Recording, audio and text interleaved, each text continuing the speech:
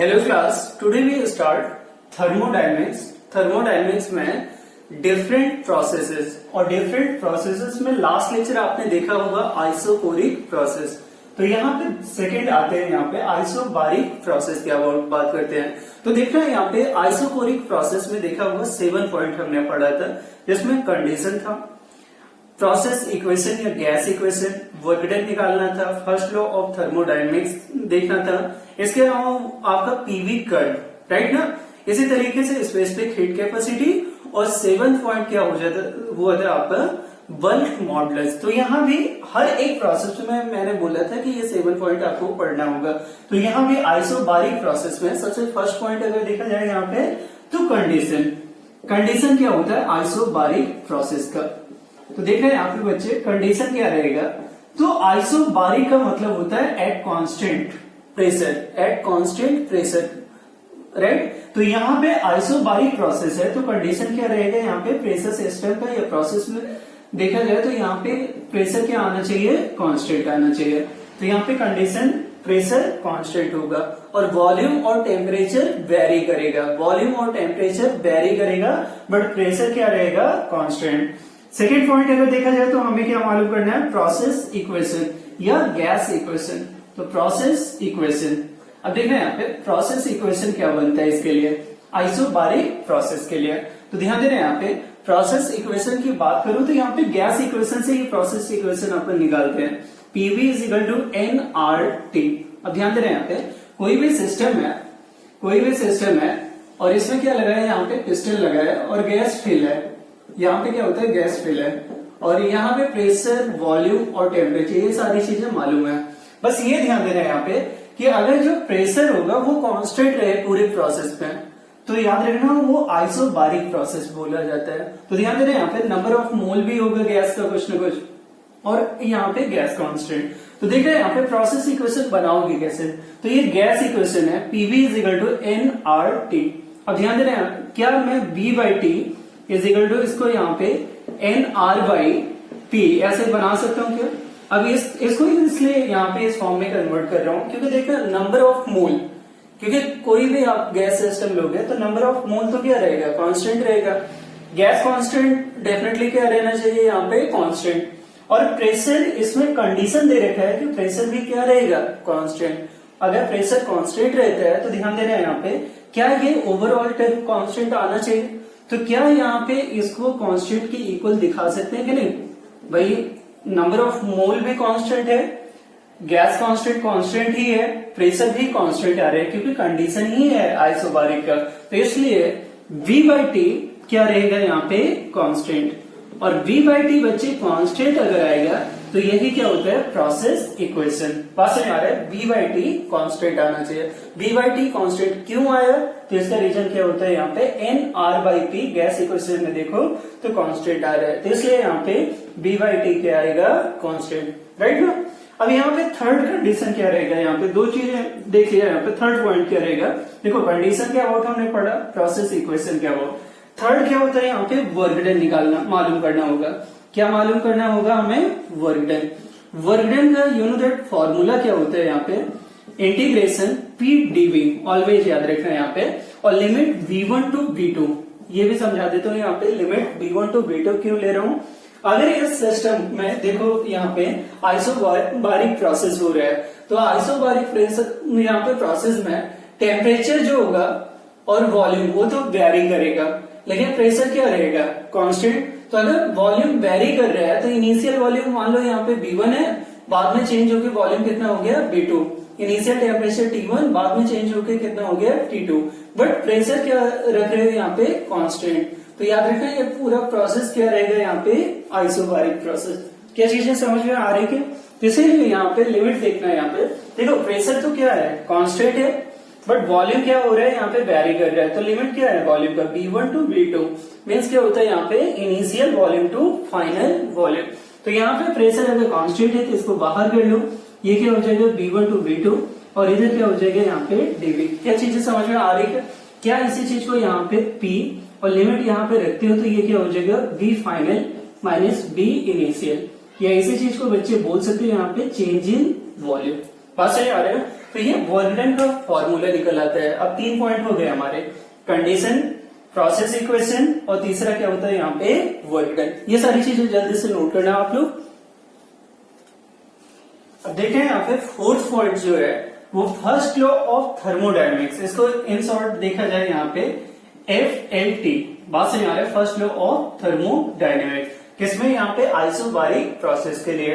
तो you know that first law of thermodynamics क्या होता है, हीट सप्लाई या हीट रिमूव किसके बराबर आता है यहाँ पे, तो change in internal energy plus क्या होता है वर्क डन के बराबर आता है। ये किसी भी प्रोसेस के लिए यहाँ पे वैलिड रहेगा फर्स्ट लॉ ऑफ थर्मोडायनेमिक्स। अब देखो यहाँ पे अप्लाई करना है फर्स्ट लॉ ऑफ थर्मोडायनेमिक्स, तो डेल्टा V अगर देखा जाए यहाँ पे बच्चे डेल्टा V, तो ये डेल्टा U नॉट V, ये किसके बराबर होगा, तो याद रखना ऑलवेज यहाँ पे NCV डेल्टा T के बराबर होता है। ये ऑलवेज याद रखना, चेंज इन इंटरनल एनर्जी क्या आता है यहाँ पे NCV डेल्टा T के बराबर आता है। ये काइनेमेटिक्स KTG में भी समझाया था मैंने, और KTG के अलावा अगर याद हो तो आपको यहाँ पे फर्स्ट लॉ ऑफ थर्मोडायनेमिक्स जब स्पेसिफिक हीट समझाया था तो उसके साथ साथ इस स्टेज को एक्सप्लेन किया था, राइट।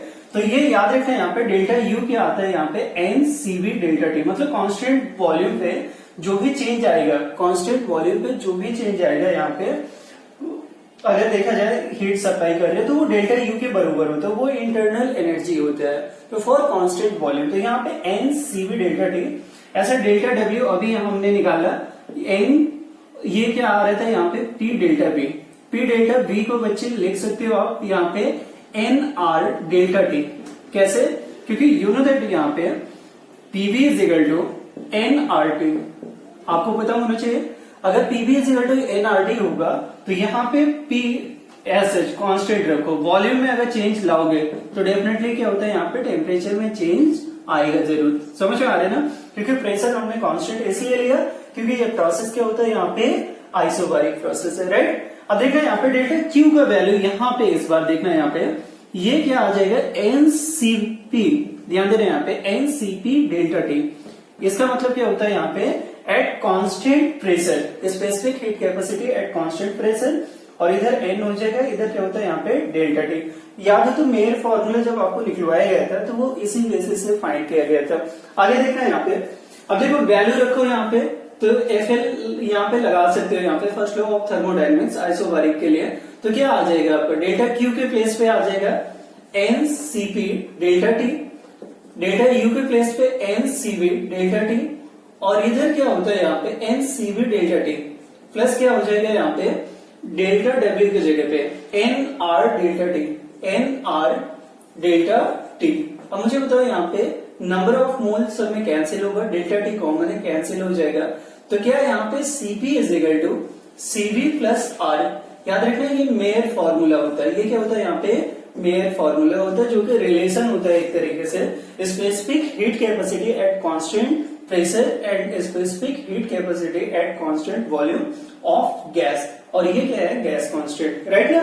तो ये मेयर फॉर्मूला है, तो आइसोबारिक प्रोसेस से अपन मेयर फॉर्मूला भी फाइंड कर सकते हैं।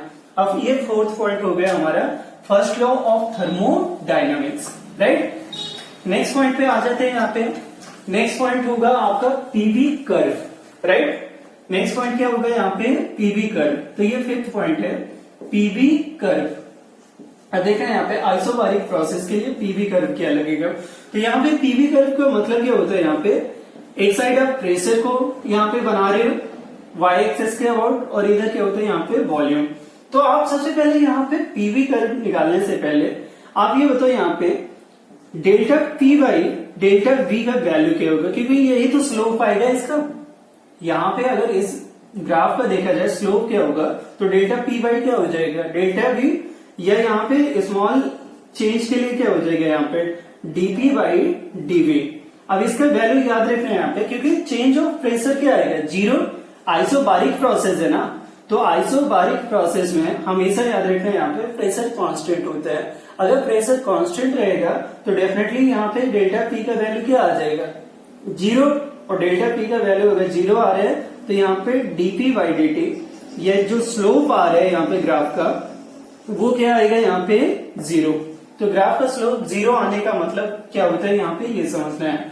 देखो यहाँ पे इसका ग्राफ बनेगा कैसे, तो पहले से तो प्रेशर कांस्टेंट होना चाहिए और स्लोप जीरो आना चाहिए, एंगल नहीं बनना चाहिए। देखो स्लोप कैसे आता है, स्लोप का मतलब ऑलवेज याद रखना इस तरीके से स्लोप आता है थीटा, राइट ना। थीटा किस तरीके से निकालोगे तो यहाँ पे स्लोप क्या आ जाएगा, तो यहाँ पे कुछ ना कुछ वैल्यू, और स्लोप जीरो होने का मतलब क्या होता है, ये लाइन यहाँ पे पैरेलल होना चाहिए यहाँ पे वॉल्यूम के। स्लोप जीरो तभी तो आएगा जब ये क्या होता है, ये जो लाइन हमने ड्रॉ किया है अगर ये पैरेलल हो जाए किसके, यहाँ पे वॉल्यूम के, तो यहाँ पे पैरेलल लाइन दिखाना है तभी स्लोप जीरो आप बता सकते हो। तो ध्यान देना यहाँ पे स्लोप को जीरो बताने के लिए अपन क्या करेंगे, यहाँ पे इस तरीके से यहाँ पे ग्राफ। अब देखिए यहाँ पे इस ग्राफ में एक मेन पॉइंट समझना, देखो यहाँ पे प्रेशर हमने कुछ वैल्यू रखा है तो वो कुछ ना कुछ, क्योंकि प्रेशर कभी भी जीरो से नहीं स्टार्ट करेगा, प्रेशर कभी भी किसी भी गैस का लेते तो जीरो प्रेशर नहीं लेते रखते, राइट ना।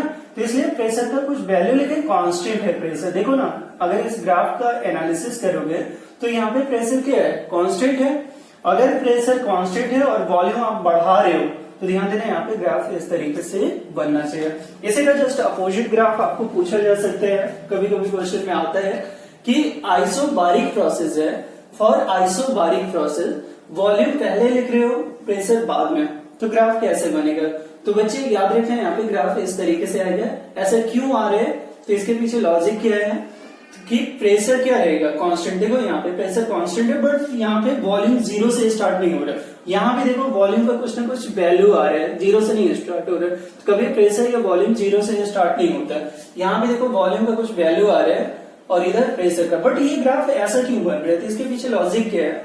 अगर स्लोप यहाँ पे चेक करोगे डीवी बाई डीपी तो बच्चे कितना आएगा यहाँ पे, इनफाइनाइट। क्यों, क्योंकि यहाँ पे चेंज इन प्रेशर क्या आएगा, जीरो, तो यहाँ पे जीरो आएगा तो वन, यहाँ पे कुछ वैल्यू आ रहा है, ये मान लो डीवी बाई जीरो, इसका वैल्यू क्या होता है यहाँ पे, इनफाइनाइट। इनफाइनाइट आने का मतलब होता है कि इस लाइन के अलाउंग क्या होता है यहाँ पे, इनफाइनाइट जाना चाहिए, राइट। क्या चीजें समझ में आ रही है, ये क्या होता है यहाँ पे पीवी कर्व। अब नेक्स्ट पॉइंट देखना है यहाँ पे, 6 पॉइंट क्या है हमारा, आइसोबारिक प्रोसेस के अबाउट अगर देखा जाए 6 पॉइंट क्या रहेगा, तो याद हो तो स्पेसिफिक हीट कैपेसिटी। 6 पॉइंट क्या है हमारे यहाँ पे, specific heat capacity, specific heat capacity याद रखना। यहाँ पे स्पेसिफिक हीट कैपेसिटी सीपी होगा, CP is equal to delta Q divided by N delta T. अभी यहाँ पे ऐसा क्यों लिख रहा हूँ, इसके पीछे लॉजिक है। अगर कांस्टेंट यहाँ पे देखना है, यहाँ पे for 1 mole of gas change of temperature 1 degree ला रहे हो तो ऑलवेज याद रखना यहाँ पे जो हीट सप्लाई होगा वो किसके बराबर होगा, यहाँ पे स्पेसिफिक हीट कैपेसिटी, या उसी को क्या बोलेंगे यहाँ पे, हीट सप्लाई को स्पेसिफिक हीट कैपेसिटी। अगेन मैं बोल रहा हूँ यहाँ पे, अगर किसी भी सिस्टम में या आइसोबारिक प्रोसेस है, नंबर ऑफ मोल 1 रख रहे हो, चेंज ऑफ टेम्परेचर 1 डिग्री ला रहे हो, वैसे ला रहे हो 1 डिग्री सेल्सियस या 1 केल्विन, तो यहाँ पे जितना भी हमने हीट सप्लाई किया वो किसके बराबर होता है, यहाँ पे specific heat capacity at constant volume. इसी को क्या बोलते हैं, आइसो, यहाँ पे आइसोबारिक प्रोसेस के लिए स्पेसिफिक हीट कैपेसिटी। अब नेक्स्ट पॉइंट देखते हैं यहाँ पे, ये तो 6 पॉइंट हो गया। 7th याद हो तो बल्क मॉडुलस, क्या निकालना है हमें, बल्क मॉडुलस पूछा जा सकता है आपको। बल्क मॉडुलस क्या होगा यहाँ पे, आइसोबारिक प्रोसेस के लिए, तो यहाँ पे बल्क मॉडुलस देखना है। यहाँ पे बल्क मॉडुलस का फॉर्मूला आप ऑलवेज याद रखो, बीटा इज इक्वल टू क्या होगा, minus delta P by delta V by V. याद रखना है यहाँ पे इलास्टिसिटी में आप पढ़े हो गए, बल्क मॉडुलस क्या हो, तो ध्यान देना यहाँ पे ये बी क्या होगा, मल्टीप्लाई में आएगा minus delta P divided by क्या हो जाएगा, डेल्टा वी और इंटू वी। अब मुझे आप बताओ यहाँ पे चेंज ऑफ प्रेशर कितना आएगा, जीरो अभी समझाया था, और इधर माइनस और इधर डेल्टा वी और इंटू कितना हो जाएगा बी। क्यों चेंज ऑफ प्रेशर जीरो आ रहा है, तो रीजन क्या होता है, प्रोसेस कैसा है, आइसोबारिक, प्रोसेस कैसा है, आइसोबारिक, इसलिए यहाँ पे चेंज ऑफ प्रेशर क्या आएगा, जीरो। तो इसलिए बल्क मॉडुलस का वैल्यू अगर देखा जाए तो zero multiply by B divided by delta B, तो वैल्यू क्या आ जाएगा, जीरो। तो बल्क मॉडुलस का वैल्यू जीरो रहता है फॉर आइसोबारिक प्रोसेस। नोट करना इसे जल्दी से। तो यहाँ पे आइसोबारिक प्रोसेस के अबाउट हमने ध्यान दिया। आइसोबारिक प्रोसेस का एग्जाम्पल क्या होगा बच्चे, तो हमेशा याद रखना एट कांस्टेंट प्रेशर, अगर प्रेशर क्या रहता है यहाँ पे कांस्टेंट रहेगा, तो प्रेशर अगर कांस्टेंट होता है तो ऑलवेज याद रखना यहाँ पे आइसोबारिक प्रोसेस होता है। जैसे melting of ice, melting of ice at atmospheric pressure. तो यहां पे हमेशा याद रखना, यहां पे melting of ice at constant pressure या at atmospheric pressure, at atmospheric pressure, बस एटमॉस्फेरिक प्रेशर, एटमॉस्फेरिक प्रेशर समझ आ रहा है। Melting of ice at atmospheric pressure is the best example of isobaric process. या बॉइलिंग ऑफ वाटर, एक example ये हो गया। दूसरा क्या हो सकता है यहाँ पे, बॉइलिंग ऑफ वाटर। अगर वाटर को आप बॉयल कर रहे हो ना, वो भी क्या होता है, एटमॉस्फेरिक प्रेशर। तो प्रेशर, एटमॉस्फेरिक प्रेशर हमेशा क्या रहता है, कांस्टेंट रहता है। तो याद रखना, अगर इसको बॉयल हीट सप्लाई कर रहे हो, बॉयल करने का मतलब, तो जो भी हीट दोगे वो क्या होता है यहाँ पे, delta Q is equal to delta U plus delta W work done. और ये क्या होता है यहाँ पे, चेंज इन इंटरनल एनर्जी के फॉर्म में चला आएगा, राइट। तो ये भी एक एग्जांपल होता है यहाँ पे कि boiling of water at atmospheric pressure is the example of isobaric process, right ना। इसी तरीके से आप बोल सकते हैं, यहाँ पे मेनली 2 एग्जांपल याद रखो। एक क्या होता है, melting of ice at atmospheric pressure, at atmospheric pressure, right. और दूसरा एग्जांपल क्या याद रखना है आपको, कि यहाँ पे boiling of water at atmospheric pressure, right. अब यहाँ पे नेक्स्ट पॉइंट पे आते हैं, इसको रफ कर रहा हूं। नेक्स्ट पॉइंट हमारा, नेक्स्ट प्रोसेस क्या होता है यहाँ पे, आइसोथर्मल प्रोसेस। बात समझ आ रहा है। थर्ड क्या होगा यहाँ पे, आइसोथर्मल प्रोसेस। आइसोथर्मल प्रोसेस क्या होता है, कंडीशन क्या रहेगा, इसमें भी 7 पॉइंट हम देखेंगे। आइसोथर्मल प्रोसेस, ठीक है। तो देखा यहाँ पे आइसोथर्मल प्रोसेस का कंडीशन क्या रहेगा। तो सबसे पहले बात करेंगे यहाँ पे अबाउट टू आइसोथर्मल प्रोसेस, और इसमें कंडीशन। फर्स्ट पॉइंट क्या होगा यहाँ पे, कंडीशन। तो बच्चे कंडीशन क्या आएगा आइसोथर्मल प्रोसेस का, तो ऑलवेज याद रखना यहाँ पे, क्योंकि आइसोथर्मल से पता होना चाहिए कि कांस्टेंट टेम्परेचर। तो कंडीशन क्या रहेगा यहाँ पे, टेम्परेचर सिस्टम पे क्या होना है, या प्रोसेस में यहाँ पे गैस सिस्टम का टेम्परेचर क्या रहना चाहिए, कांस्टेंट। अगर यहाँ पे टेम्परेचर कांस्टेंट आ रहे हैं तो डेफिनेटली ये प्रोसेस कैसा होगा यहाँ पे, आइसोथर्मल प्रोसेस। नेक्स्ट पॉइंट क्या होता है यहाँ पे, सेकेंड पॉइंट अगर देखा जाए तो प्रोसेस इक्वेशन, प्रोसेस इक्वेशन या इसी को गैस इक्वेशन। तो प्रोसेस इक्वेशन क्या आएगा, तो ध्यान देना यहाँ पे बच्चे, प्रोसेस इक्वेशन अगर देखा जाए तो हमें गैस इक्वेशन से मालूम करना है process equation. PV is equal to अगर देखा जाए तो you know that NRT gas equation होते हैं। अब यहाँ पे एन, आर और टी किसी भी गैस सिस्टम के लिए नंबर ऑफ मोल क्या रहेगा, कांस्टेंट। गैस कांस्टेंट तो कांस्टेंट ही होता है, और टेम्परेचर भी यहाँ पे आइसोथर्मल प्रोसेस है तो यहाँ पे टेम्परेचर क्या आएगा, कांस्टेंट। तो क्या ये तीनों टर्म अगर देखा जाए कांस्टेंट आ रहा है, तो क्या यहाँ पे PV is equal to constant बोल सकते हैं क्या। अगर पीवी को कांस्टेंट की इक्वल दिखा रहे हो तो ऑलवेज याद रखना है, इसको क्या बोलेंगे अपन, आइसोथर्मल प्रोसेस। क्या बोलेंगे इसे, आइसोथर्मल प्रोसेस। नेक्स्ट पॉइंट क्या होता है यहाँ पे, जो मेन है, वर्क डन। नेक्स्ट पॉइंट क्या होता है यहाँ पे, वर्क डन। अब यहाँ पे वर्क डन समझना जरूरी है हमें यहाँ पे आइसोथर्मल प्रोसेस के लिए। तो वर्क डन का फॉर्मूला हमेशा याद रखना है यहाँ पे, डेल्टा यहाँ पे W इज इक्वल टू, ये क्या हो जाएगा, P इंटू डीवी, और लिमिट यहाँ पे B1 टू B2 लगाओगे। लेकिन ये ध्यान देना यहाँ पे कि इस बार देखो तो प्रेशर कांस्टेंट नहीं है। अगर इससे पहले आइसोबारिक में देखा था तो प्रेशर कांस्टेंट था, हमने लिमिट से पार कर लिया था, बट यहाँ पे प्रेशर कांस्टेंट नहीं है।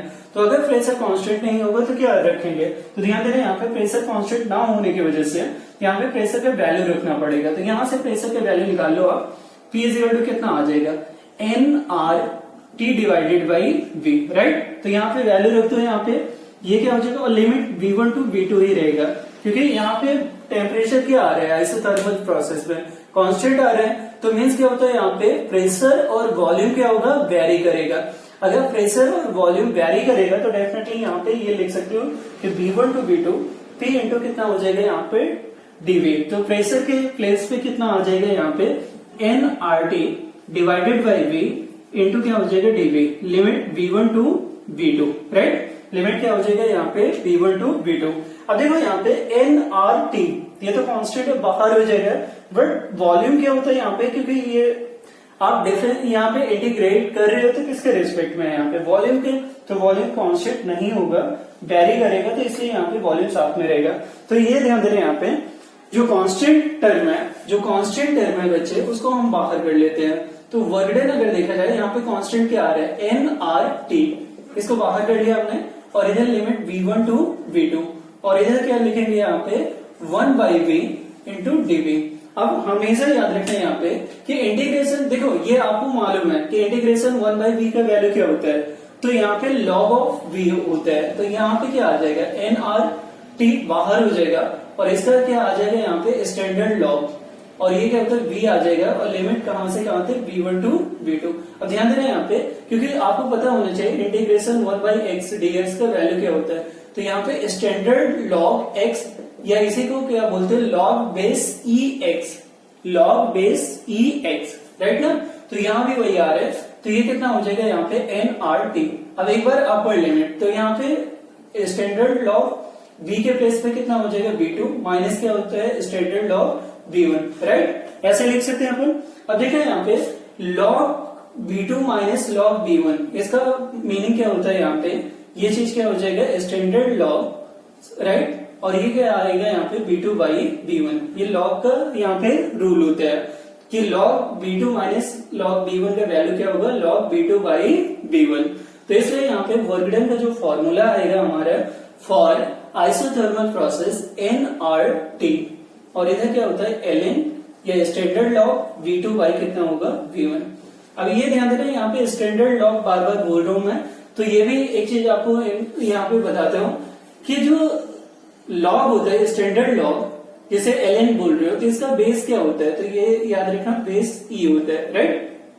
नॉर्मल लॉग क्या होते हैं, तो उसका बेस क्या रहेगा, 10। तो दोनों का रिलेशन कितना आता है, तो यहाँ पे मल्टीप्लाई कर दो 2.0303, बात समझ आ रहे हैं, 2.303 मल्टीप्लाई, और इधर क्या हो जाएगा यहाँ पे लॉग बेस 10।